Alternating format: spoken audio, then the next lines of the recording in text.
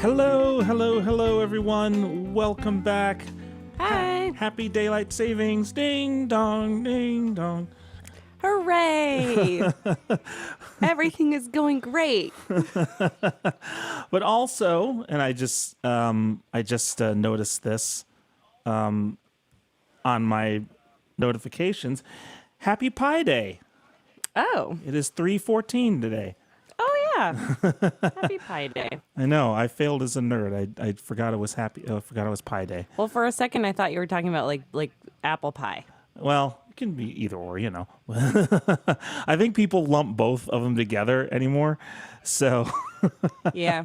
you know, it's a good excuse to have. If there is another national like Pi Day, as there probably is, it's a good excuse to have another one. You know. Welcome everybody to Crimes Against Folk. I am Ed. I'm Ash, and this is Garfunkel. He's our security. Oh, you'll have to hold him up there for a little bit. Okay, hold on. Oh, look at the security jacket. I don't think he likes it, but I do. It's a tough job, but somebody's got to do it. Yep, I just threw a photo on Instagram, so you can check us out on Witherword on Tour Instagram. Garfunkel in a security jacket, doing his Garfunkel job. That's awesome. We want to thank Electro Voice. Yay! For bringing this show to life with their awesome microphones. We love it. And if you want to know more about Electro Voice, go to electrovoice.com. We also want to thank our patrons for their continued support. We really appreciate that you guys chip in and help us keep this podcast going. If you'd like to know more about what we're doing on Patreon, go to patreon.com/crimesagainstfolk. It's a lot of fun. We love our community, and thank you guys for being so active. It really does inspire us to keep going. And we love having a place where everyone can go. And it's only $5 a month, and we do a pre-show every week. We do all kinds of bonus stories, and then the $5 tier gets everything. Yep. There are some higher tiers that get some bonus stuff too, but we want to make it as accessible as possible for you guys. Just $5 a month, one Starbucks coffee a month, and you get weekly stuff, and on top of some other bonus things too. So Thank you for joining us. We love you. Yep. Today on the show, hopefully, yeah, we'll have Raine Stern, who is an excellent Wisconsin-based artist. Yeah, one of the best. Yeah, one of the best, certainly one of the best guitarists we know. Yeah. She really blew us away. And we were really excited when she's agreed to come on the show today, but we have a sneaking suspicion that there are some daylight savings shenanigans afoot. Yeah. And we can't currently get in touch with Raine. Yeah, so. And we're wondering if she's going to pop in like an hour and be like, well, it's time. So hopefully that's the case. But we're just going to continue on. We've got some stories to share with Raine and some other stuff we can talk about in the meantime, and hopefully she comes on. So we'll alert you guys when she does. We'll do another reshare. So we'll see what happens. Yeah. Flying by the seat of our pants today. And as I said earlier, I can't if that is the case, I cannot blame Raine for that, because yesterday I played a show in Ramona, California. And it was like an audition, kind of. So it was a local winery, and they wanted me to come play for them for like an hour just to see if they liked me and see if they wanted to hire me, which they did. So yay for me. And but the issue here is I showed up an hour early, and I played my audition an entire hour early. And it wasn't daylight savings yet. So the owner showed up and she was like, wow, and I was like, thank you guys. Good night. And she walks over to me. She's like, we love you. We can't wait to have you. Thank you so much. Except for you were supposed to start at 4:30, not 3:30. I was like, no, it was at 3:30. She said, no, you said you were going to arrive at 3:30. And I checked the email, like, yep, sure did. So I ended up playing an additional hour because I felt so bad, but nothing got ruined there but my pride. Yeah, that's usually what gets ruined in these cases is just some pride. Yeah. I don't have to worry about it for the most part, being in Arizona. Yep. But yeah, we are. Yeah. The states that observe it are on daylight savings right now in the U.S. So it causes a headache every year, and every year, the chorus has been getting louder to just make it one way or the other. And I think people are leaning towards just make daylight savings time permanent. I would think that's a slippery slope, though, because think about 50 years from now, people are like, well, you know what? Daylight savings time, we could use extra daylight at the end of the day. So they're going to tack on another hour. And then we'll just have the same problem we had before. So Yeah. that's what I'm anticipating. Yeah. Well, yeah. So like you fix one problem with another problem, basically. Yeah, you fix this problem and you just make it permanently 1 hour later. And then, of course, since we never learned from history, 70 years later, we're going to start another daylight savings time. And this eventually will continue on throughout humanity until we wind up back where we started. So, Well, you know what they say about history. yeah, it's a really boring subject in school. Well, they also say it repeats itself. Oh, but, that's right. That's right. but it is. I mean, I feel like I actually kind of liked it in school. Yeah. But that's because it wasn't math. So it was a nice breath of fresh air for me. Or geography, which I was also terrible at. That's the tagline. That's the tagline for history. History. It's not math. Absolutely. Yep. I was always so jealous of my classmates who were just like really, not only were really good at math, but liked it, and they took all those like advanced math classes and I had a few and like that. clearly liked it. And I was like, oh God, I want to be that, but I am not. Yeah, same.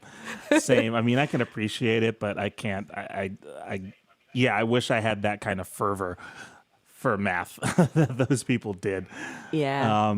I mean, I had the pretty good history teachers in high school. Like, I actually was pretty lucky that my history teachers in high school were actually pretty entertaining. They tried their best to make it as entertaining and useful as possible. Yeah.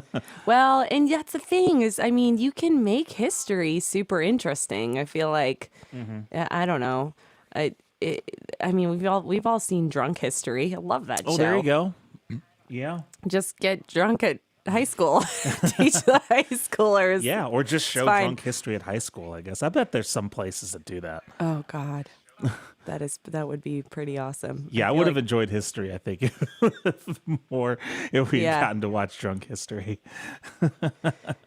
Yeah. And Alice brings up a good point. I didn't like history until high school when we stopped learning dates and events, started looking at reasons behind them. Totally. Like when we got into the cool stuff and really started digging into why and how and the storylines, all of that was so neat. But yeah, just memorizing dates was more math. Exactly. Yeah. It's more math and worse. It's memorization. Like memorization, I think, is it's a good skill to have, but it doesn't help your critical thinking at all. Yeah. So I think, when you have a class like history, you need to be able to critically think to pull the lessons from what's going on. Yeah. So I think that's really important, and good teachers will be able to do that, but it's difficult sometimes to get good teachers in history. So I was pretty lucky. But yeah, I'm trying. I don't remember much about my history class. I just remember the boy in it. Who sat behind me. Aww. He used to throw airplanes in my hair in middle school. And then in high school, we clearly had a little crush on each other, but never did anything about it, as most high schoolers don't. Right? That must means he likes you. Well, it did. If he throws airplanes at you. I don't know. I mean, I feel like it changed. I don't think he liked me when he was throwing airplanes in my hair. I think I was just in front of him. Right. You were just in the way. Yeah. And he is like, and him and his little hooligan friends were like, look at Ashley. She's a great target. She's right there.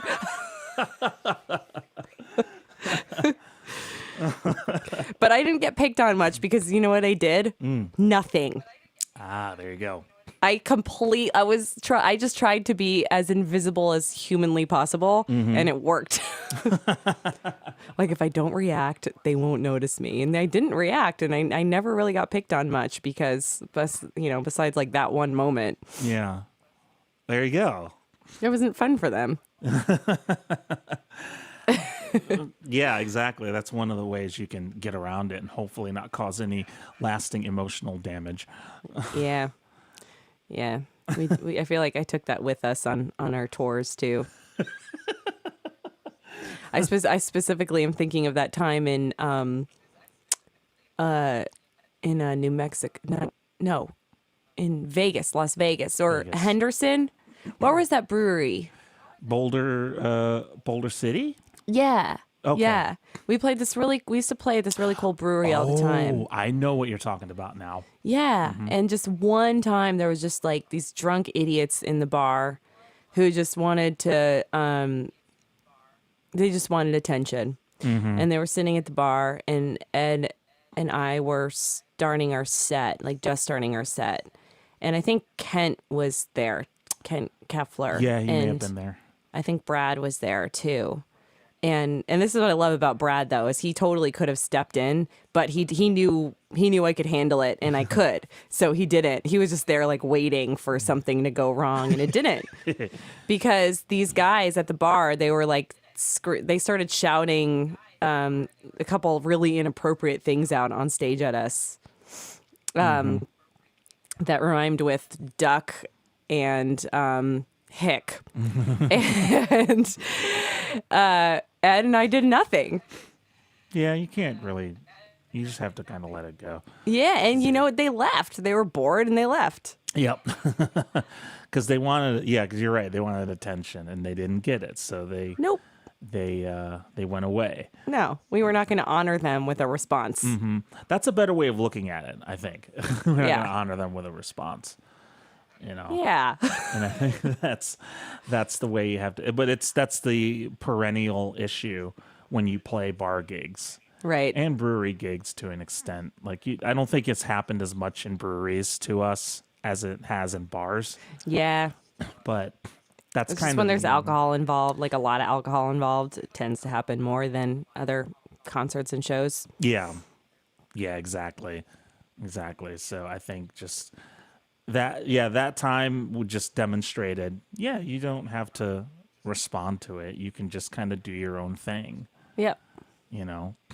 And hopefully they're not too drunk to actually get angry at you and actually provoke something. That is the hope. I think Brad was secretly hoping they would. Right? He was like, "Oh, I would love the chance to practice my martial arts on these people." Speaking of martial arts, I haven't watched this yet, but have you watched any of the newer seasons of Cobra Kai? No, I think I'm in the middle of season 2. Okay. And I started getting a little bored, and I'm sure it gets better. But have you? No, I haven't watched any of it, but I've heard it's really good. Yeah, I think So- Brad watched it and he liked it. I've heard the third season's even better. Oh, really? Yeah, Okay. Than the others. Sometimes you got to just push through, right? Yeah. Sometimes the seasons get better. That's true. That's true. No, but we just finished Lucifer and we're really sad about it because now we don't know what to do with our lives. Oh man, I haven't kept up with Lucifer. I used to watch it religiously. Yeah, you did. Yeah. And Yeah. now, I fell off the wagon, or I fell on the wagon, as it were. and I haven't watched it in a while. Is it good? Oh, Is it- yeah. oh man, It's amazing. now I have to catch up on it. I love it. It was kind of a guilty pleasure for me. Yeah. It's not the most brilliant show. No, I mean they tried to marry a cop procedural and the afterlife together, and it sort of worked. Yeah. It sort of worked. I was way more interested in all the afterlife stuff. I didn't really care about the cop stuff. I liked their take on the afterlife stuff though, because Yeah. it's like the whole you're kind of in control of your own destiny. Like if you go to hell, it's because you think you deserve to be there, not because somebody is like deciding for you. It's like you Yeah. decide yourself. I like that. And I did like, from as much as I watched, I did like Lucifer as a character. Yeah. I liked what they did with him. Like they made him more, I don't know, they made it more believable Yeah. that's how he would behave. Yeah. But yeah, it was a guilty pleasure show. But Totally. but yeah, I haven't watched it in a while, so I totally need to watch it again. It's fun. So, welcome to your podcast of random events. We haven't done one of these in a while, since probably the first one. Yeah, what, Didn't know what we were what doing. else is going on in your life, Ed? Do you guys want to talk about music? Well, I mean, I've been, well, speaking of that, I've been seeing a lot of my Nashville friends. They're all posting now. Hey, I just got a vaccine appointment. I got a vaccine. I think something's happening in Tennessee that they are starting to open up. Maybe the gig workers can get it. Maybe because like two of my musician friends from Nashville said, I have an appointment for March, blah, blah, blah. I'm like, wow, really? That Wow. was quick. Yeah. Yeah. Well, did I share my vaccine story with everyone yet? I don't think so. All right. Yeah. Because I am fully vaccinated.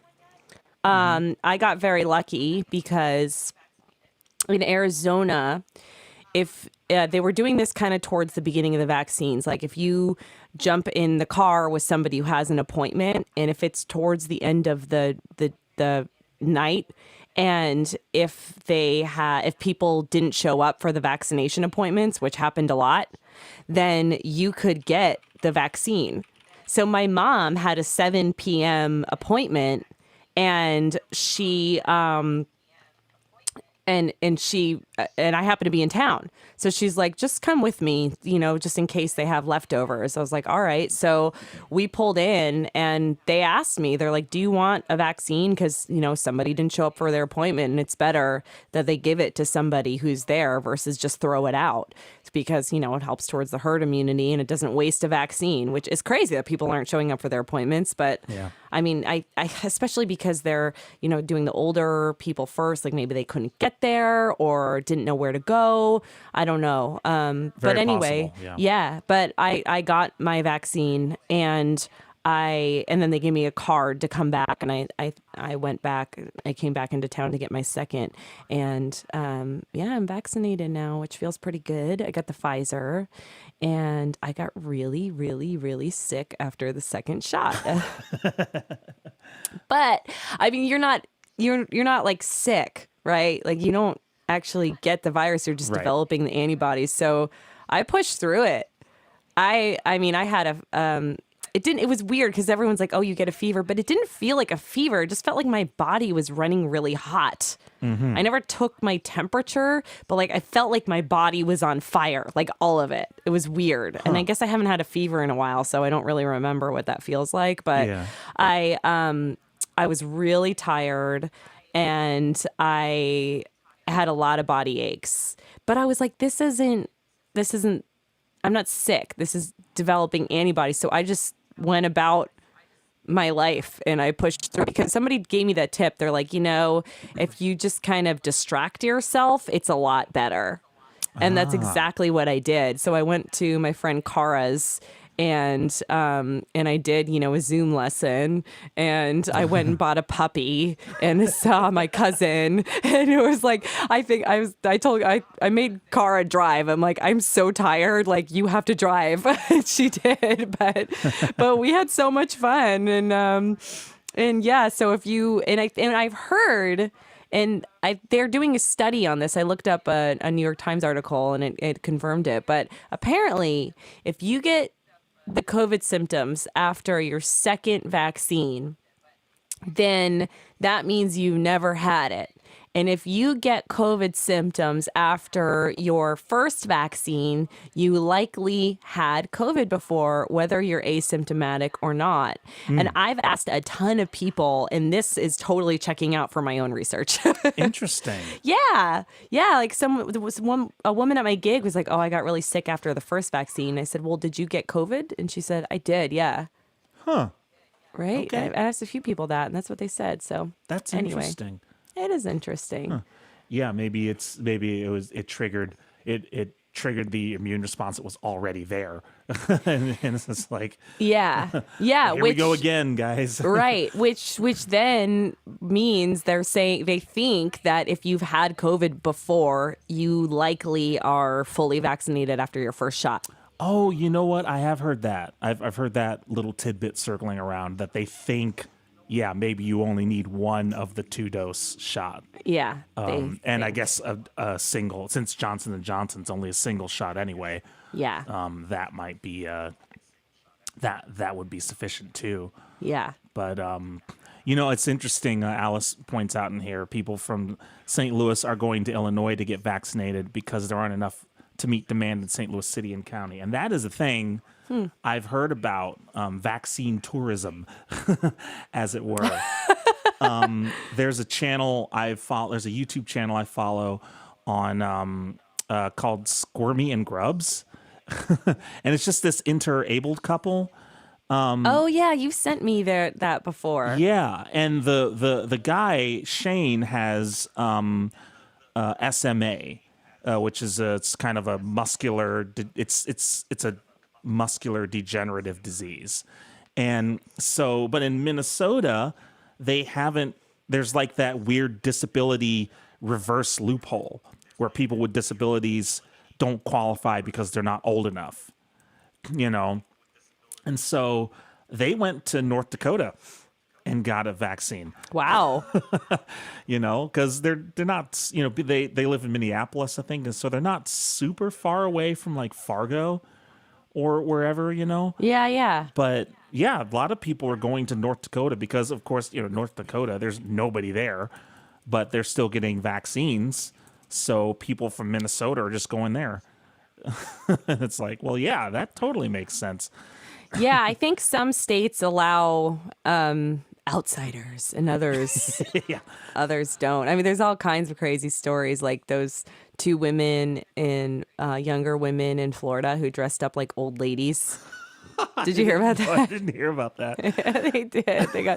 They got busted on their second shot, I guess. Oh, I know. they got the first one, but not the second one. Yeah, I mean, I feel like they should have just given it to them for creativity. Yeah, at that point. I mean, come on. It's funny, we started talking about this because everybody, like all of the sites, are doing their kind of 1-year things because it was, a few days ago, basically last year, that everything ground to a halt. Yeah. For nearly everybody, and Yeah. I was on Ars Technica the other day, and all of the editors and all the contributing writers and everybody, they all shared kind of their things of like, when did this get real? What moment did this get real for you? And for some of them, it was like, yeah, when we went to, like, one guy had apparently gone to a movie screening in March. I think it was March 9th or something. And there were 3 people in the theater when it would have been full. Wow. And this was in LA, so I think they got the message kind of early. But then some people were like, I read about this in some of the trades in January. And they were like, this is not going to be good. And so it was like this I wide remember range, that too. right? It was like Well, this. I was in New York City in January at a conference. Oh, that's right. That's amazing. I didn't get it, That's right. honestly. Yeah, because of all the travel, the travel hadn't been restricted at all at No. that point. And conferences were still alive and well. Yeah, yeah, like they were. It was like I think a game time decision to cancel South by, Yeah. and because that was one of the other remembrances was like they were about to go to South by, and they were like, nope, People were upset. Yeah. And South by was like, we don't care. We're doing this for the safety of everybody, and also for their own reputation. I mean, God forbid, but everyone showed up and a bunch of people got sick. Then they would have that. They would have that on their shoulders forever. They can't have that. Yeah, exactly. I mean, that was such a, it was a huge economic hit to Austin, but at the same time, they did the right thing. Yeah. They did the right thing. And so it's just weird reading all of these accounts. Like people are remembering like, oh man, where were we a year ago? We should share that to our pages. We can share it with you guys now. We have kind of a crazy story, I think. A little bit. Yeah. Just the fact that like what was the last show we played? We played Jam Cellars. Jam Cellars in Napa. And we were supposed to stay with my cousins, Art and Carol, in Alameda. And we were on our way there and we called them and we're like, hey, because, Ed, I think there were a couple of shows. Like we had done a house concert in the Central Coast for some friends of ours. And we had done a couple other shows, I think, in the Central Coast. And every show was like, should we or shouldn't we? And we collectively decided, yes, we will, but we'll be extra safe and careful, not touch and bump elbows. And because at the time, that was kind of that was what people were saying, like try to minimize contact any way you can. Yeah, they weren't saying shut anything down yet, so we hadn't. And we then were on our way to San Francisco, and we called Art and Carol. So Carol was going through cancer treatment. So she was getting chemotherapy at the time. She was very weak. So we called them and we said, why don't we stay at a hotel instead? Yeah. And they were like, we love you so, so much. But yes, that is a great idea. Yeah, And exactly. Yeah. And it was such a weird feeling. And Ed and I were sanitizing everything. Like we got to the hotel room. I think we sanitized the whole hotel room, I think. And I remember I was supposed to go to Europe like just a couple of days later. Yeah, to see Sylvia. Yep. Hi, Sylvia. We got on a call on our year anniversary of the day we were supposed to see each other last year. Nice. We got on a video chat. But so I remember being in the gym of that hotel room and going, I got on and it wasn't a live chat, but I went on Instagram stories and I started talking to my audience there. And I said, I'm supposed to fly to Europe in 2 days. What do you guys think I should do? Because I really could not decide what to do. I remember that. Yeah. Yeah, because my sister, Tara, who lives in Paris, I was coming to see Sylvia, and then I was going to go see Tara and help watch the kids because she had to go to a conference. And she really needed my help. And we decided, after like hearing people's feedback and talking to every single family member I have, we were like, okay, Paris can wait, Germany can wait. This just doesn't seem like the right time. I'll go next month. How often do we say it? I'll say that. And so I canceled the trip, and I remember, and then Ed and I were, and Barb had called me from Morro Bay, and she said, well, why don't you come back here and hang out for a week? Oh, yeah. So you got to chill in Morro Bay for a little bit. Yeah, yeah. And I remember, like, the show was so weird. Like, I just felt so weird being at that show and playing and being like, God, like, anybody in this room could be infecting anybody right now. And it was in San Francisco, which was a real hot spot at that moment in time. So so Ed drove me back down to Morro Bay, and I remember standing there looking at the news, and I had just canceled my trip to Europe, and Ed and I were like, this is our last show for God knows when. Yeah. And I mean, because some of the shows I think we decided we weren't going to do. yep. And then the rest were the venues like, sorry, we can't do these shows. And it just started After a while, cascading. after a while, we just stopped canceling. Like the venues, like didn't even bother messaging us. We didn't even bother messaging them. Like we all know this is not happening. Yeah. Just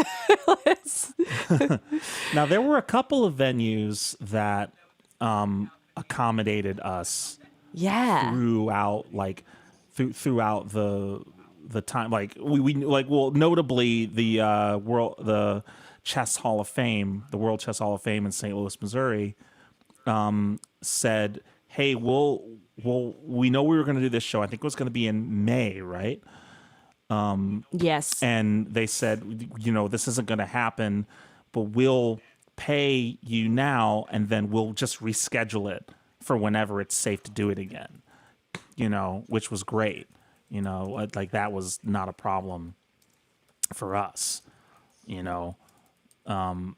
Rather than just not not sending, like not doing anything and just Yeah. saying, "Oh, sorry, show's done."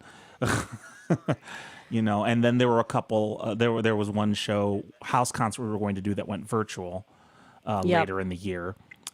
But I think once the cascade of cancellations started, I think we waited a little bit of time and we said, all right, well, let's start looking at June. And we started reaching out, I think, to people, like let's say, hey, let's, I think we said, if we can't do anything in June, let's move them to September. yeah, Let's try for September. And absolutely nothing materialized for June because things only got worse. yeah. So, Then it was just we kept doing that, and then we just Yeah. stopped. we like, kept moving forget the about it. goalposts. Yeah, no more goalposts. We're done with this. Yeah, we just packed up and went home after that. 'Cause Yeah. it just wasn't. Yeah, nothing. Things just kept getting worse after that point. So I think at the time in March, we just like I think most of the rest of the country, except for the few people who knew what they were talking about, like all the epidemiologists and all the virologists and all those people who are like, you better hunker down. That's what they were saying. But I think everyone else was trying to be optimistic about it and say like, well, okay. I think some of the people were saying like, if we did absolutely everything right, we could be okay by June. And I think that's where we were trying. That's probably why we were trying to aim for that. Yeah. Because that's what we were hearing from the experts. Like if we do everything right, we should be okay by June. And of course, we did nearly everything wrong. And so it only got worse. It got so much. I mean, the only thing, like, I remember, standing watching the news at Barb and Howard's in Morro Bay, and it was like a day after I decided to cancel my European trip, and our former president got on and said, every American should come home, which I agreed with. Yeah. Actually, and I remember our friend Randy was over there, and I texted him. I'm like, you need to come home. You're gonna get stuck. Yeah. And he's like when? I'm like now. Like yesterday. Yeah, like drive to the airport immediately. Yeah. Yeah, exactly. And you hear of stories, like people have been sharing stories about how they get stuck in the airports and all this crazy stuff, or like, such a nightmare. Oh yeah, because there was after he said that, there was like this crush of people at the airports. Like we gotta get back now. Yeah. Which Yeah. probably honestly made things worse for a communicable disease. Probably. But yeah, like I remember hearing about that. All the crush. I was like, God, thank God I did. Can you imagine if I had gotten on that flight? It would have just turned right back around. Yeah. Or you probably still would be over there right now. Or I would have been stuck in which everyone's like, oh, stuck in Paris or Germany, not so bad. It's like, well, but everything shut down. Right. You would literally be stuck inside an apartment. You can't get your daily croissant. You can't I mean, they started opening some stuff up, but it would not have been good. No, it would have been worse because you're in a country where you don't really know the language all that well. Yeah. On top of different society, on top of pandemic and closures, and it just would have been, especially in some cities where if you rely on the public transit's a pretty risky thing to do when you're in the middle of a pandemic. So I think they shut it down in Paris for other reasons too. There was some kind of a boycott going on. Like my sister was walking to work for like miles every day. there was probably a strike. I would imagine. Yeah, There's and then always a strike some kind and of strike. Yeah, strike and then a pandemic. Like cool. Yeah. But yeah, so I went back to Arizona. Well, Ed and I both went back to Arizona after that, and he's been right. hunkering down at Lisa's. But my stepdad had to go through open heart surgery during all this, so I went there to help them for like 2 months. That's right. And then Brad and I moved to Ramona, so we could be together because he couldn't come visit. We were separated for like 2.5 months, and he couldn't even come to my mom's because he's an essential worker. He was working, and my mom and my stepdad were both health risks. So Yep. so I was like, why don't we move in together in California? It's been a crazy ride, and then we started a podcast. So here we are. I know it's crazy. Yeah, it's like thinking about the past year has been crazy. It almost doesn't seem like it was possible Yeah. that it happened, and something that could single-handedly grind entire industries to a halt Yeah. is something that I guess I have never experienced in my lifetime. Like the other pandemics that we've dealt with in the past all kind of petered out before they really made an impact. Like I read in the SARS epidemic or pandemic was, I think, a total of 700 some odd people died from that. And because it burned out too quickly. And same with MERS and even with H1N1. They just they weren't strong enough to survive. They didn't move quickly enough. And I think, so we never saw, we heard about them. We knew they were dangerous, but it didn't do any real damage like this one did. It just never got to that point. And I Yeah. think, viruses are always trying to find that strain that is going to do something like this. Not, and we can't stop them, but that's what they're trying to do. And eventually one just took hold, and I think it's just something, it's just weird to think about, especially from our career perspective, where our entire career is built upon large groups of people getting together in a very enclosed space. Yeah. Our industry, it's not, our industry is kind of built on that, Yeah. And then, specifically for us, Ed and I were doing the house concert circuit, and it's that was the first thing to go, and it's probably gonna be sure. the last thing to come back because you're in someone's house, you're inviting, Yeah. 20 to 100 strangers into your house, typically older audiences. It's just not safe. Right. So unless they can, I bet you some will be around the summer that have outdoor shows, and that would be nice. But we'll see. Yeah, we'll have to see. Like it's hard to even kind of envision when the industry will even approach normalcy. I'm guessing next year. Yeah. Maybe I'm probably 2022, probably middle of next year, I would say. Yeah, I'm thinking. It's something we'll have to talk about, Ed. But I'm thinking about rescheduling the European tour for summer 2022. Witherword or Songbirds or whatever you want to do. We'll sort that out. But I think that would be a fairly safe time. And then if we need to reschedule it, we need to reschedule it. Yeah, I think that's the thing. It's hard. Even now, as thankfully people are getting vaccines now, it's starting to ramp up. Yeah. It's still so difficult to envision what's going to. I mean, and even beyond that, like so many of the venues, there's so many venues that are gone now. I know. They had to close because they couldn't make any money. I know, it's so sad, and hopefully new ones will reopen. You know, I mean, everyone talks about the Enlightenment period that's coming, and I think that'll be a real thing. Like once everyone's able to be out, I think everyone's going to be out, and I think new things are going to open, and hopefully some of the venues that had to shut down will be involved somehow if they want to be, and I think there will be a lot of business for these places where maybe they're you know, the live music industry is always a struggle, but I don't know anymore. I mean, we'll see. I talked to that little hour show I played yesterday. There was a table there, and then same thing happened to me at an outdoor show I played in Arizona last week, and there were two tables at both shows that said I was their first live music they've seen in a year. Wow. Yeah. Wow, that's insane to think about.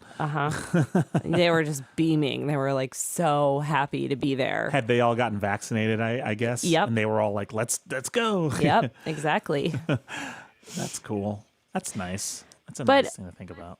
That's our story. I mean, I mentioned in the comments that if you guys share your story, I'll say it out loud. Yeah, and like your remembrances of that when it, and to put it one way, when it got real. Yeah, share your real story with us. And Vani says the last time I was with my sister when she was over from California at the end of February last year. Wow. That's some timing right there. Gert says, I remember the 11th of March last year when our prime minister went on TV and told us about the new virus, then took a deep breath, looked straight at the camera and said, therefore, effective from 6 o'clock tomorrow, Denmark shuts down. That's a sentence you never thought you would hear. Jeez. And then Alice Williams says, I think my last day on site at work was around the third week of March.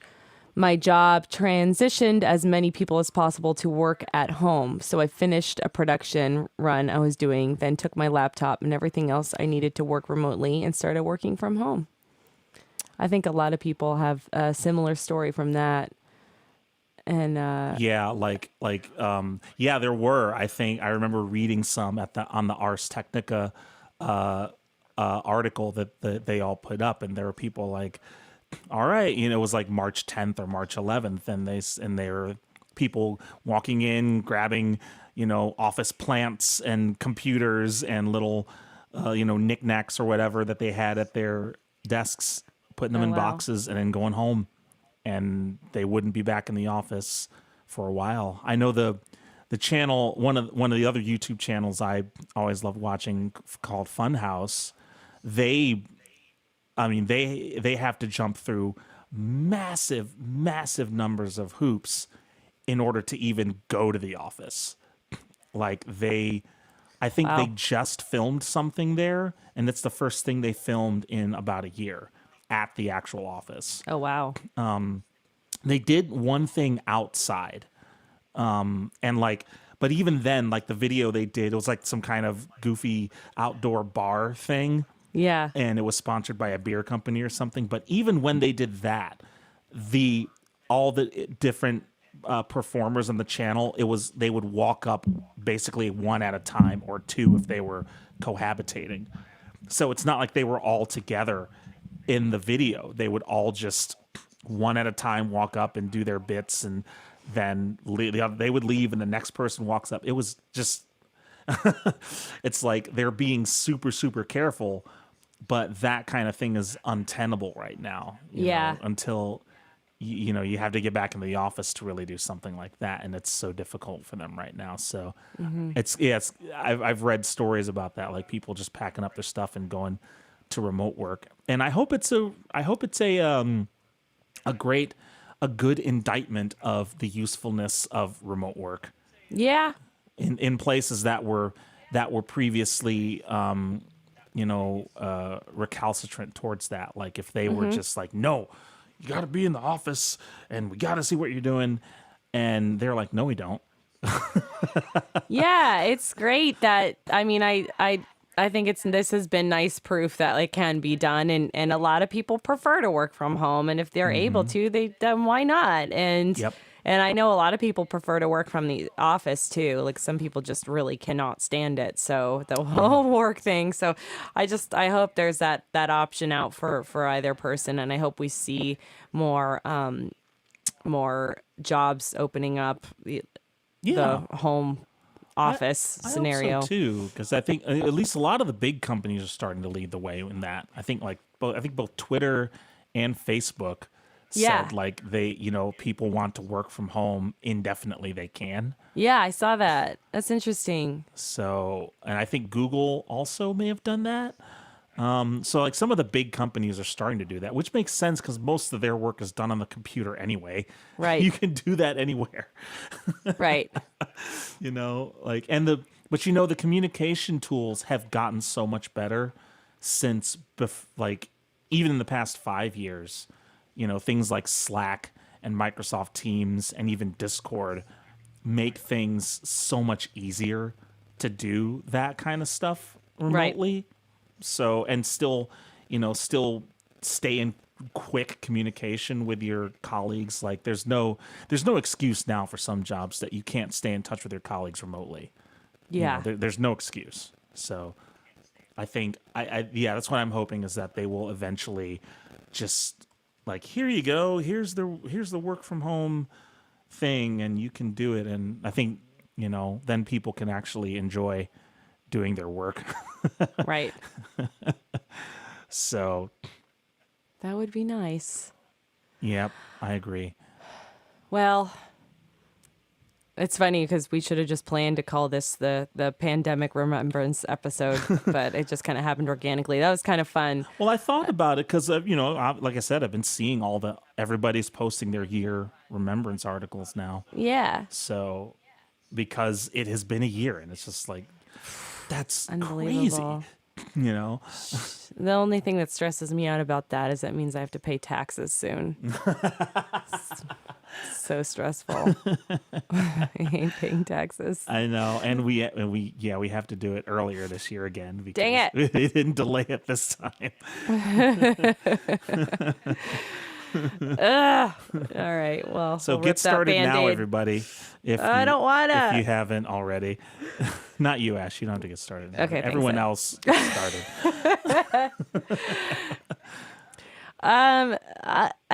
Since we're going rogue, Ed, do you feel like playing a little song right now? Sure, we can do that. Yeah, let's play a little song, and maybe that will summon Raine, and if not, then we'll tell our story that we have prepared for the Raine show. Yeah, we can do that. If you guys have any requests, throw them out. We'll do one, maybe two, if we have time, and otherwise, we're gonna pick it, which is dangerous business. Let's see.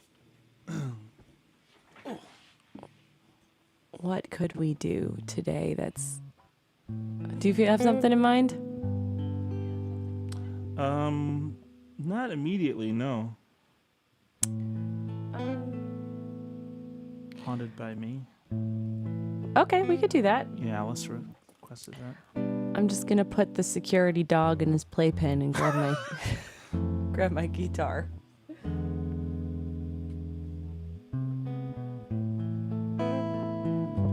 Yeah.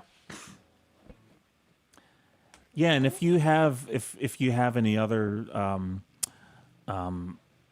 remembrances from that time, this time last year, you can also just, I'll do an open thread in Patreon if you're a patron, and also just leave a comment or send a message or something.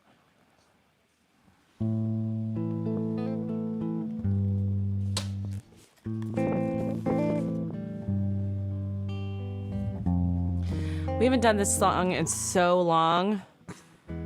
Did we capo it? I don't even remember. I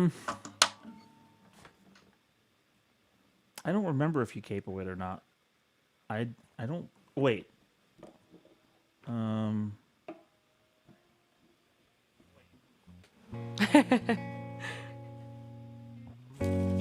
Yeah, I think I'm on capo 1, That sounds about right. but I don't know if that's what you do. Well, let's find out real quick. Oh, I think it is. Because you play like a C open, right? Yeah. Yeah, that's right. Okay, cool. Yeah, we don't typically play a song in the middle of our show, but why not?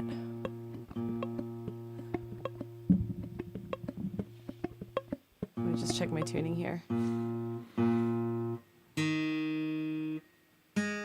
Gert says surveys here shows that working from home has increased 20%. We'll probably stay that way after the virus too. I wouldn't be surprised if it's nearly the same in the U.S. I haven't seen any numbers yet, but I'm assuming it increased quite a bit, judging by how the PC market has been doing great lately, and no one can buy anything.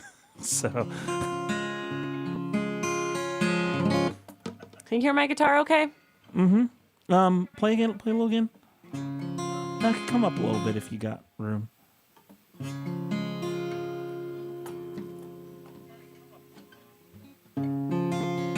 Yeah, that should do it. I think.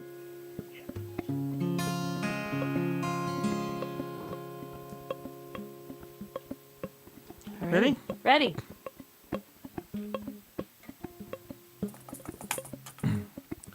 One and 2 and 3 and 4 and.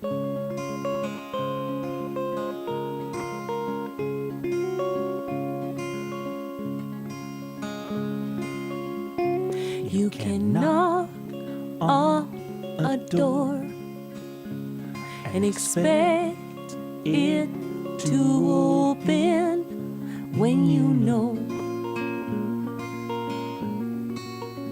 nobody's home. You can't ring a bell that's already broken, so you go inside alone. This house is haunted by me. I roam the halls when I can't sleep. The shadows are sideways, the mirrors are highways to the soul of a mystery. You won't believe this house is haunted by me.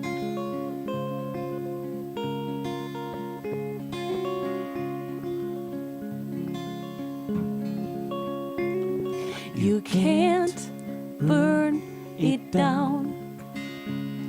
It's already ashes. Let it be. Let it bleed.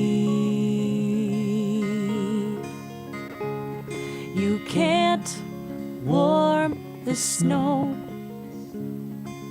with a hand so cold. Just let it be. Let it freeze. This house is haunted by me. I roam the halls when I can't sleep. The shadows are sideways, the mirrors are highways to the soul of a mystery. You won't believe this house is haunted by me.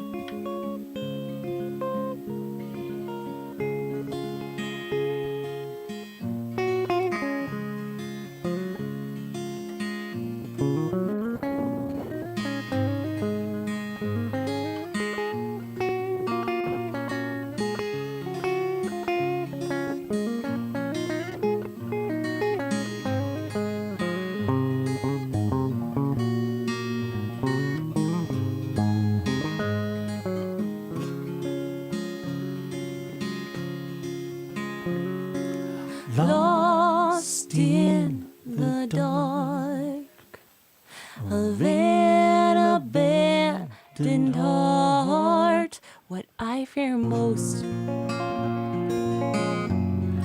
is I become the ghost. This house is haunted by me. I roam the halls when I can't sleep. The shadows are sideways, the mirrors are highways to the soul of a mystery. You won't believe this house is haunted by me.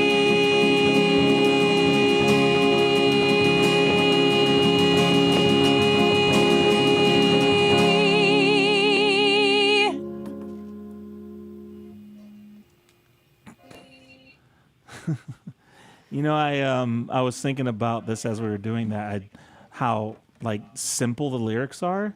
Yeah. That I really like that about it. And one, it makes it easier to remember. Right? But two, I don't know, it just the way that the simple lyrics and the simple rhythm of them just makes that song really effective, I think. Yeah. I hadn't really noticed it until today for some reason. Well, I was a little distracted because my dog has decided to get himself into some kind of an awkward position with the sweatshirt, so I'm going to take it off.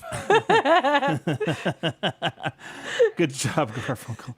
Yeah, he's the whole time. I don't know if you could hear him. He's going, arr, arr, arr. No, I didn't hear him. Like, oh, I can't help you now, dude.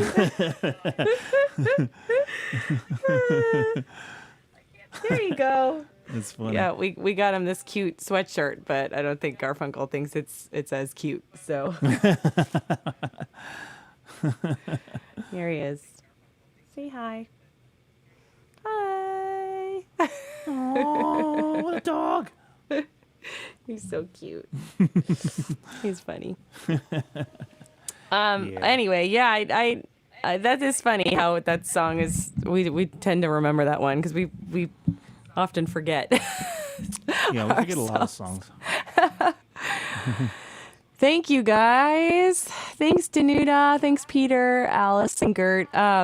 So I think maybe our guest isn't gonna make it today, unfortunately. Very possible. But that's okay. I'm actually quite enjoying the show. Hopefully you guys are too. Soldier on. Yeah, let's talk about that. Let's do the show and tell. Okay, show and tell. And it is Ashley's turn this week, but she mentioned this photo with Raine Stern. That I'll pull up right now. Yeah. So this was in Madison, Wisconsin. And if you follow us on, if you follow our Patreon page, our Crimes Against Folk Patreon page, you might have heard the story before because we think we shared it for a behind. I think so. For a bonus episode, but we're going to share it again today because in honor of Raine Stern, who we thought was going to be here, but that's Yeah. okay. Hopefully she's okay. Yeah. We'll let you guys know what happened. I'm sure it's something silly. But that's with, Raine Stern and Lisa Sanders, who's been a guest on our show before. Mm-hmm. And that's in Madison, Wisconsin at the Art Loft. Is that where that's at? Yeah, I think that's what it was called. Yeah, and it was a really interesting show because I had, we have a nice following in Wisconsin. Yeah, Wisconsin's good to us for some reason. Yeah, whatever reason. I think Linda's in Wisconsin, right? If she's watching. Yeah. And we really, really like our shows in Wisconsin. We love going there, and we got to play at. We booked kind of our regular shows, and then I really wanted to get us a show in Madison, like in the city of Madison, because I heard it's just such a cool city and a great music scene. So I reached out to a few places, and this place, the Art Loft, got back to me, and they said, well, you need to book some people who are going to bring and draw, though. And I was like, okay. And Lisa Sanders happened to be on tour in Wisconsin at the same time. So we invited her on the show, and then we really needed a local pull. And so I just kind of threw out on Facebook, like, hey, who's got who can play with us in Wisconsin. And somebody tagged Raine Stern and said she's amazing. And I listened. I pulled her up right away, and Raine said, "I'm available. Let's do it." And I pulled up her stuff, and I was blown away. I was like, "Who is this? Oh my goodness!"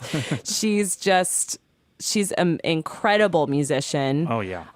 She's a real good, incredible guitar player, like real shredder, and One of the best guitarists I've seen in a while. Yeah, yeah.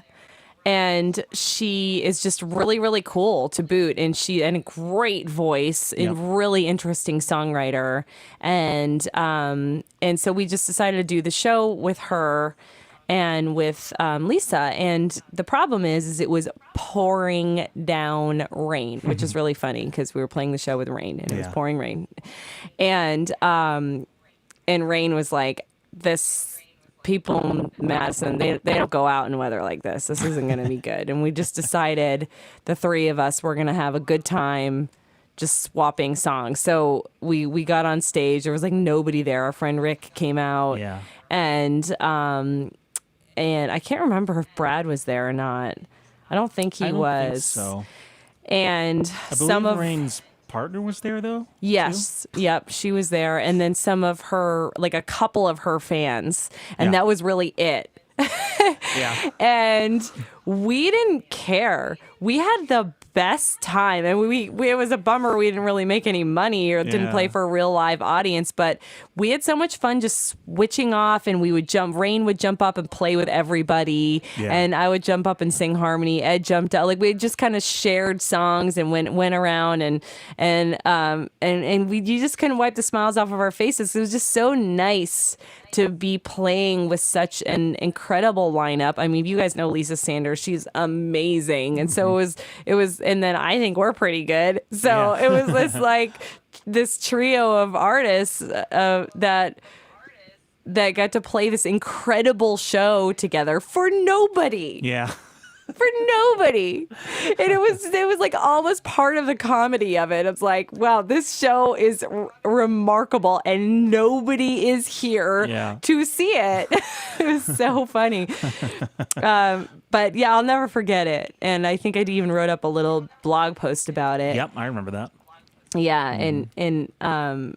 and yeah, we had a great time chatting and getting to know Raine a little bit more. Yeah. She was really something else. And absolutely. Yeah, and she's had a little bit of fame recently because she actually made it onto The Voice. Yep.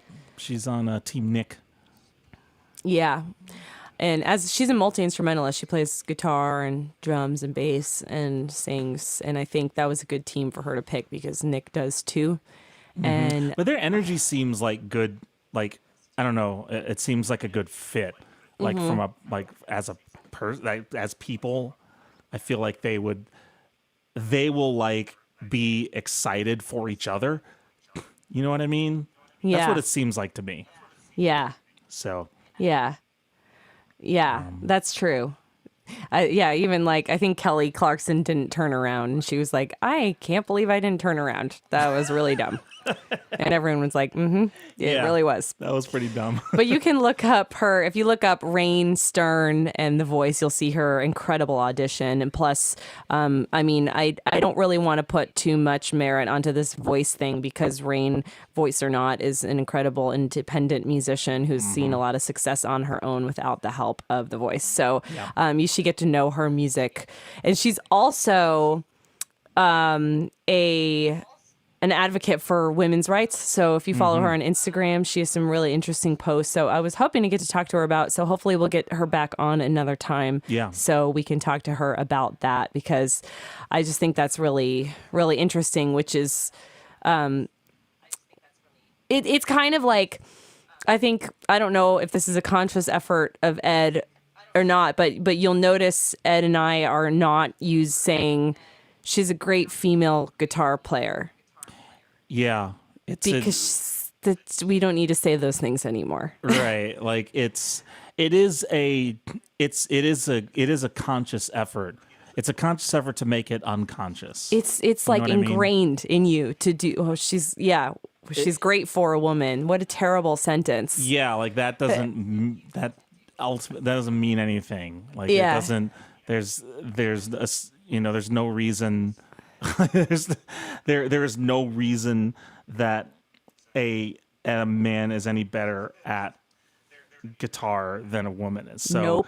there is You don't need to say she's a great female guitar player. You can just say Raine is a great guitarist. yes, exactly. Which is why I really liked in your episode that you took the reins on for the bass players, Ed, that it happened that you picked all female bass players and you never said five female bass players you should know. You said 5 bass players you should know. Yeah, and I think that's that's the mindset, isn't it? Like, Raine is a guitarist who happens to be female. That's the argument. Like that's the order of operations here. She's Right. Right. she is obviously very proud to be a woman, but like that, we don't need to spotlight that. Like, or we do, but like we can start to move to a point where we say this person is a good guitarist. Yeah.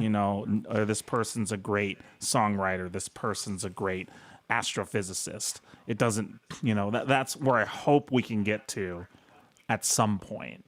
And in general, too, I mean, the same goes against ageism, and that was I think that was one of the most magical things about this show is the fact that if we are going to break it down, we've got, Raine Stern on the show, who I think she was 21 at the time, maybe. Yeah, I think so. And then you have us who are, in our 30s and, interracial. And then you have Lisa, who's, African-American and older. And I actually don't know how old she is, but she's in the older age bracket. But like, I none of that mattered.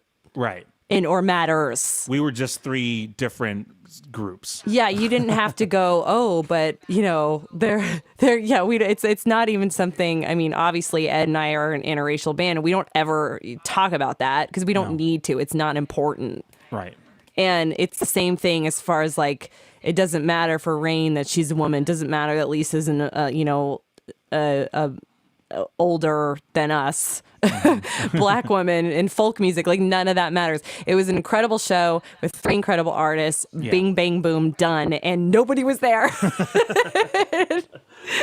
Go figure. Nobody was there to see it except for Alice said she watched a live stream. Yeah, there were a couple people on the live stream. And our friend Rick was in the audience. He felt the same way. He was just like, "Oh, why am I the only one who gets to appreciate this show? It's incredible." I remember that.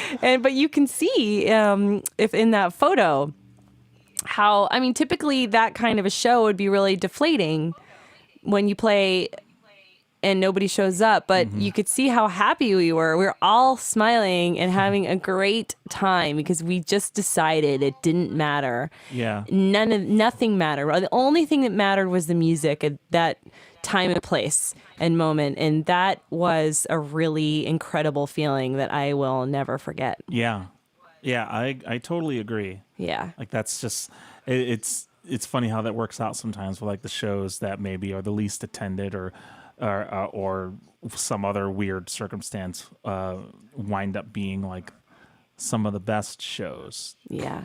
Because of I think if we had done that by ourselves, it wouldn't have been as fun. Right. But we had 2 really good people along with us. Yeah. And we decided to kind of make it more fluid of a show, which I think that also helps too.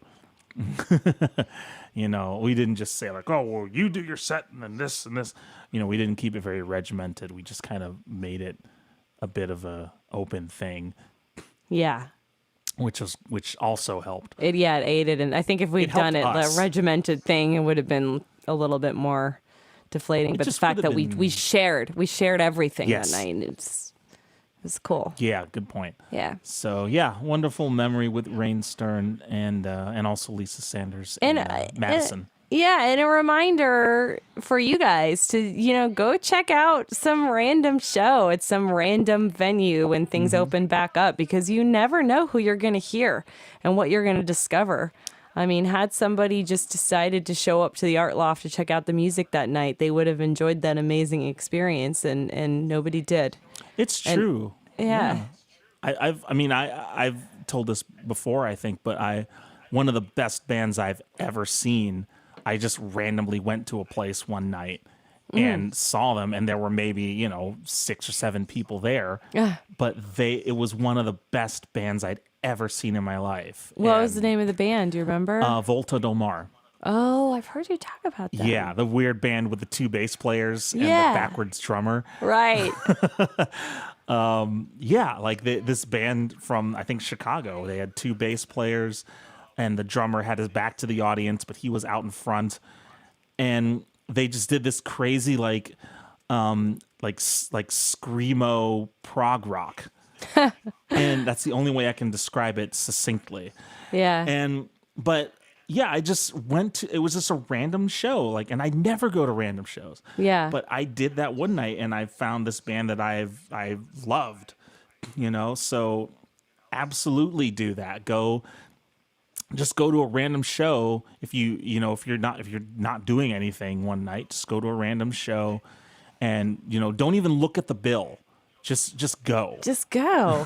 Yeah. Don't worry about because if you look at the bill, you're going to see the names, and then you're going to form an opinion, Right. which is going to dissuade you half of the time. So just go there and don't even worry about what their names are. Go there and listen first, and then I think you'll hopefully be pleasantly surprised Yeah. with what you find. Yeah. So, yeah, that was good. That's a very good memory. Yeah, it was a good memory. Nice that we could kind of highlight Raine, even though she couldn't be here. Yeah, absolutely. Yeah, and yeah, it makes me smile just thinking about it. Yep. I have a Witherward video Cool. that I can share. This was one of our songs from a Subaru videos, one of the early ones, and we did a medley that we don't really do anymore, and I would like to work back up if we could. Oh. Oh yeah. Right? Me too. But so I saw it in the list, and I just wanted to share it. So I'm gonna go ahead and play that for y'all right now. Awesome.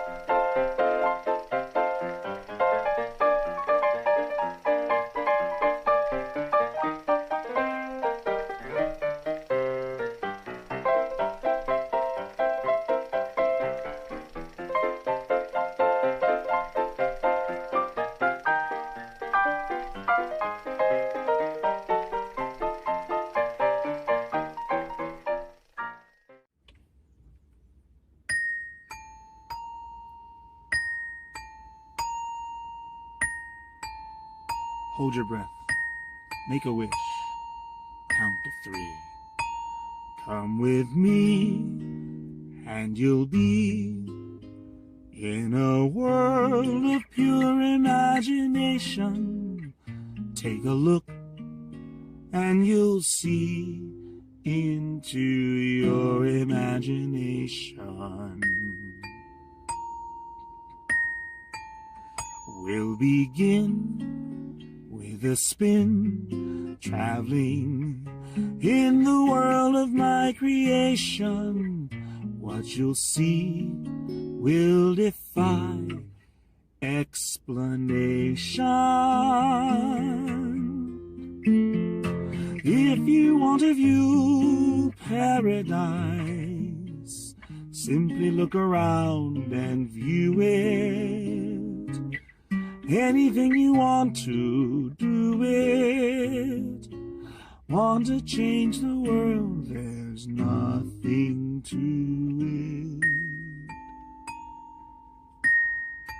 There is no life I know to compare with pure imagination. Living there, you'll be free if you truly wish to be. Someday I'll wish upon a star and wake up where the clouds are far behind me, where troubles melt like lemon drops away above the chimney tops. That's where you'll find me. If you want to view paradise, simply look around and view it. Anything you want to do it. Want to change the world, there's nothing to it. There is no life I know Over the rainbow, compare with your birds fly. Living there, Birds you'll fly be free over the rainbow. if you Why truly and why wish to can't be. I?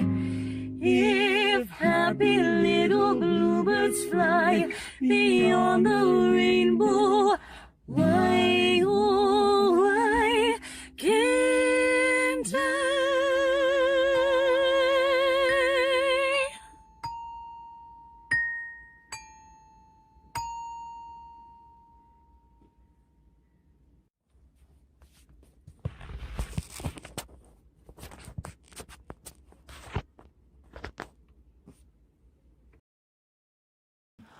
Say again? What year was that?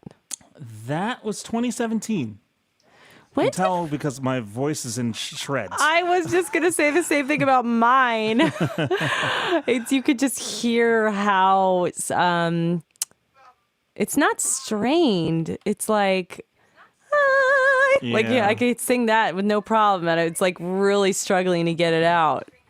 Yeah, yeah, exactly. Yeah. Yeah, we love the Glockenspiel too. We're gonna bring the Glockenspiel back. We keep saying that, but it's gonna happen one of these days. I just, I just love how we did that. That's those two songs, especially at the end. Yeah. Like, I kind of forgot that I kind of forgot that we did that at the end, where we had Yeah. the two songs together and they totally work together. You have to fudge the melody a little bit on Pure Imagination to make it work. Right. But because you're playing the chords for Over the Rainbow, Right. But then you're singing the melody. I'm singing the melody from Pure Imagination in the at the end there, and it's just like, yeah, but it still worked, and they sound cool together. They do. I remember when we worked that out. I think in Nashville. Yeah, and yeah. I was so determined to. I was like, well, we can't play this without a Glockenspiel. I'm like, we need a Glockenspiel. So we went to this music store in Nashville, and they happened to have a Glockenspiel. Oh yeah, that's when that was the reason we got it, wasn't it? Was this song? Yeah, I bought it for like $100, and yeah, it was. And then I left it there for a year. Oh yeah. Oh right. Yeah. Oh man, that's funny. And then we got it back a year later, and then Yeah. we played it all the time in our shows. And I was like, I don't want to play this anymore. I got it back exactly a year later. Yeah. And thank you, Danuta. Yeah, I do have some operatic training, like via voice lessons in high school.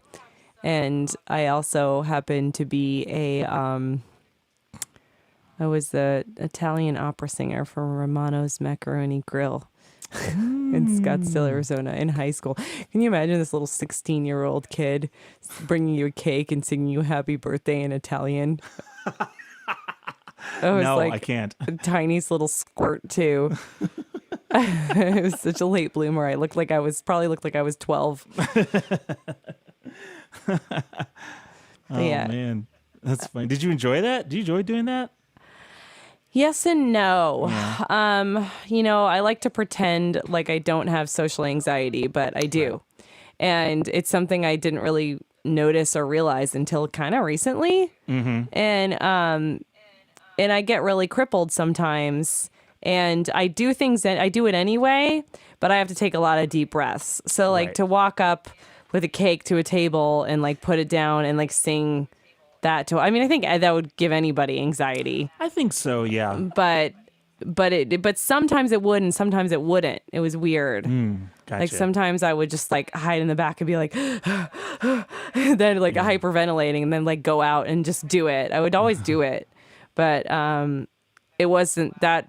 It was probably good for me, but it Oh, right. wasn't always. It wasn't. It became less and less fun as time went on. I was like, okay, novelty's worn off. I think I just stopped doing it eventually and just became a hostess. And like, if they ever needed me to, I would. Yeah. But it just wasn't. I mean, I think it was cute for a little while to have the little pipsqueak doing it. but they had like for reals opera singers in there doing it, so okay. that was better. A little more authentic for the American Italian chain. Right. Restaurant chain. It's not authentic until the opera singer comes out and sings something in Italian. Yeah. Not that the food's authentic, but it's not authentic until that happens. But they would have them like bust out in a random aria or opera, and I had to do that. So I could do it whenever I wanted. Mm-hmm. But and I would kind of walk around and do it sometimes. But that gave me severe anxiety. That just sounds. It sounds like the Italian version of the Hard Rock Cafe. Yeah. That sounds miserable. I remember going to the Hard Rock Cafe. My mom and we went to the Hard Rock Cafe when it opened in St. Louis. Uh-huh. They opened one down at Union Station. I don't know if it's still there or not. Would people walk around and do that? They did there. They did. They started. They would burst into song and start dancing on tables and stuff. And I don't know if that was the case with every. No, that's not the case with every Hard Rock, but they certainly did it there, and it certainly was not cool. Were they mic'd up or? No, it was just like everybody did it. So, and they would play along like with songs, like Time Warp comes on, and they all do it. You know Oh, what I mean? okay. Oh my God. That is just like I was mortified for can't. everybody. That's how I felt. So when I was in New York City for that conference in January last year, we were super hungover one morning. Yeah. And we all decided to go get breakfast. And it's New York City and it's like Times Square. So I'm like, where are we going to get breakfast on a Sunday? And so we went, and so I can't remember, I think Kylie was like, well, this place has got 4.5 stars. Let's just go there. And it's like a classic diner. I was like, okay. So we went in line. We had to stand in line, but the line moved fairly quickly. So we waited and we got in and we were like, oh no, when we got inside, because it was one of those places, but for Broadway musicals. Oh no. So we sat down and this is a little shameful on my end. I was so hungover and I just wasn't feeling good, but it's not that they weren't good. These singers are amazing, and they're trying to, they're paying the bills. Yeah, they're paying the bills while trying to be Broadway musical stars. So good for them, but they have to every 3 minutes. There would be 3 minutes of silence, and then all of a sudden they'd be like, "And your waitress, Sherry, welcome to the stage, Sherry." And then she would go up and sing some Broadway song, or sometimes it was like a Miley Cyrus song or whatever. Yeah. But then it was so unbelievably painful for us because, it's not cool. And at the end of our breakfast, the entire staff came out and busted out and to be our guest from Beauty and the Beast, and they all had like fake desserts, and they're spinning around and jumping on the tables and singing "Be Our Guest," and I couldn't hold it together any longer. And I was laughing so hard, like out of so many reasons. Crying. I was crying from the laughter. I was like, tears were pouring down my face. Like, I cannot remember the time I've laughed that hard. And I felt bad because it wasn't like I was laughing at them. I was laughing at the situation. Exactly. I was hungover. It was incredibly cheesy. It was, we didn't mean to be there. Like, all the things that were happening. And then I just lost it. And you could tell, like, a couple of them were like, why'd you even come in here then? And I'm like, I didn't mean to. I felt really bad because I'm like, I didn't want them to think I was laughing at them, but I just couldn't control it anymore. So there you have it. That karma's gonna bite me real hard one day. Yeah, when you start your own theme restaurant. My Simon and Garfunkel themed restaurant.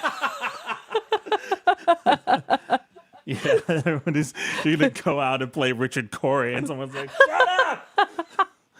We just wanted the sandwich." Yeah. Just give me my sourdough.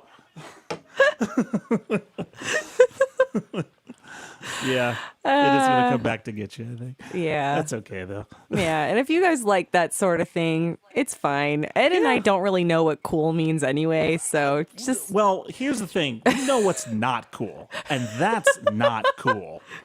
But what if somebody likes it who's listening right now? It doesn't matter. Like, something being liked and something being uncool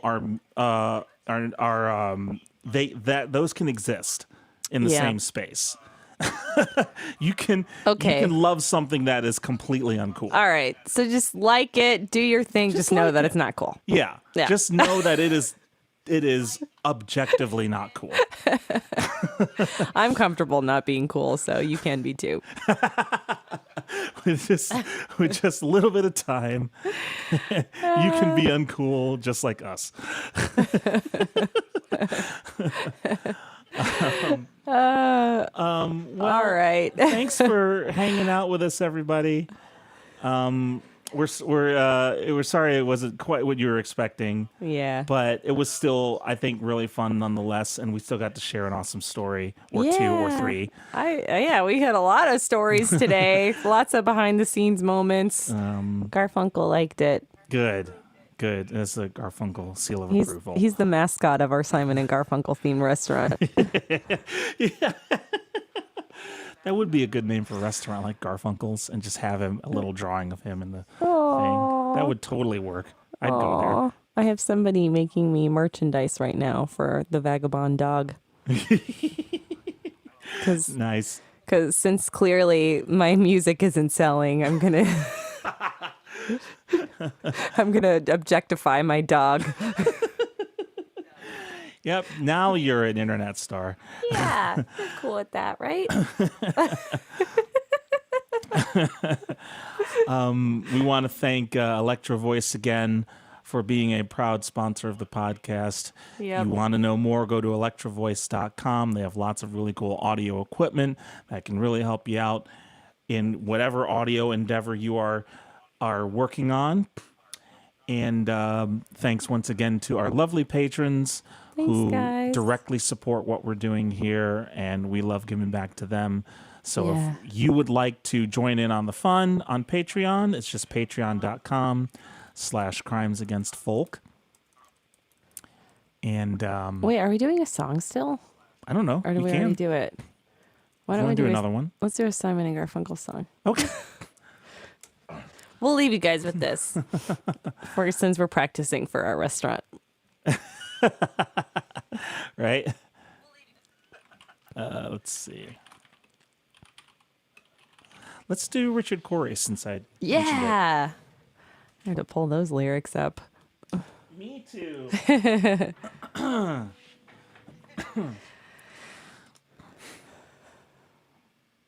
right.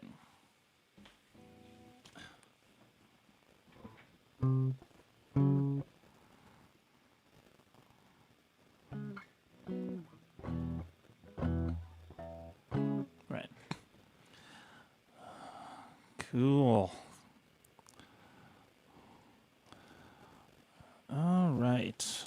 You ready? Almost.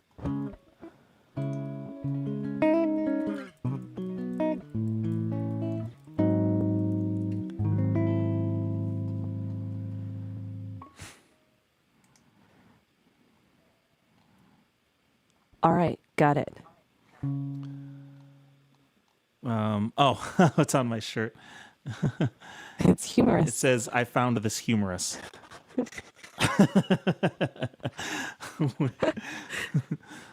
Lisa got me this, I think, for either my birthday or Christmas. I love it. It's one of my favorite shirts. Okay, ready? Ready. All right.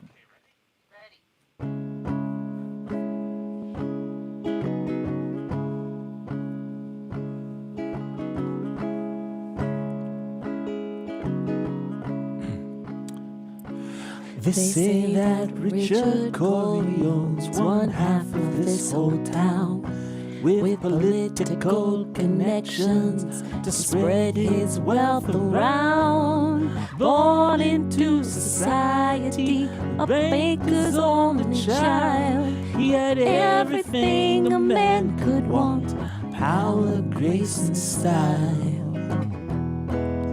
But I work in his factory, and I curse the life I'm living, and I curse my poverty.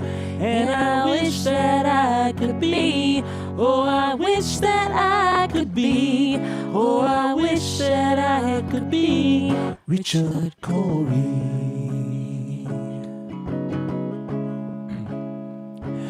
The papers print his pictures almost everywhere he goes.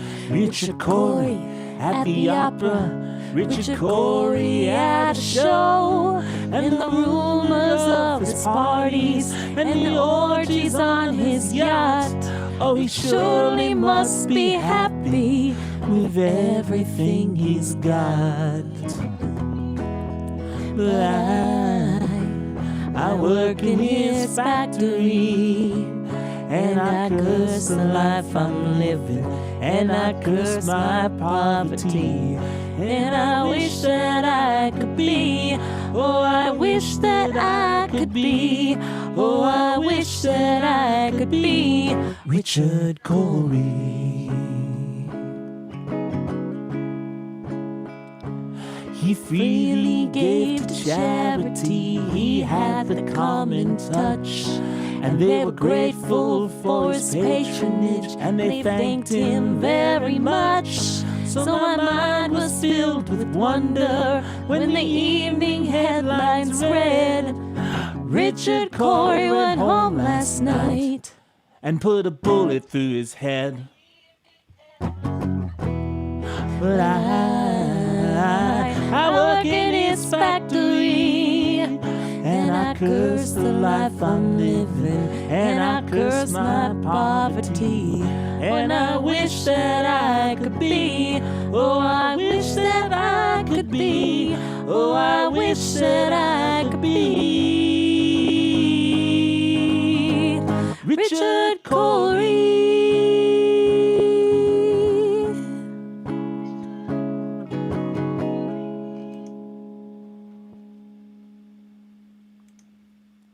Awesome.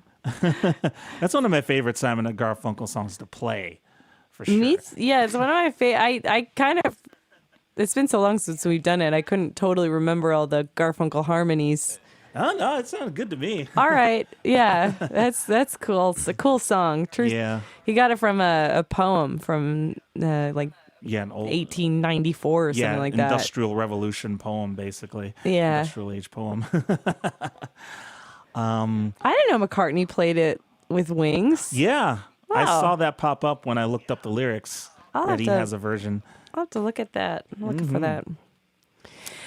Well, thanks, guys. This is fun. Yeah, thanks, And everybody. Have a great rest of your Sunday. And what do we got? What do we got on the docket next week, Ed? I believe engineers next week. 5 engineers you should know, or 5 producers you should know. It's one of those two. So yeah, feel free to get some more names into your notebook and people you should look up. Yeah. Because that's going to be a good one. So, but yeah, we'll see you guys next week. Be safe out there. Yep. Try to get vaccinated if you can. Start Yep. looking because it sounds like it's going to start speeding up soon. So start Yeah. looking now.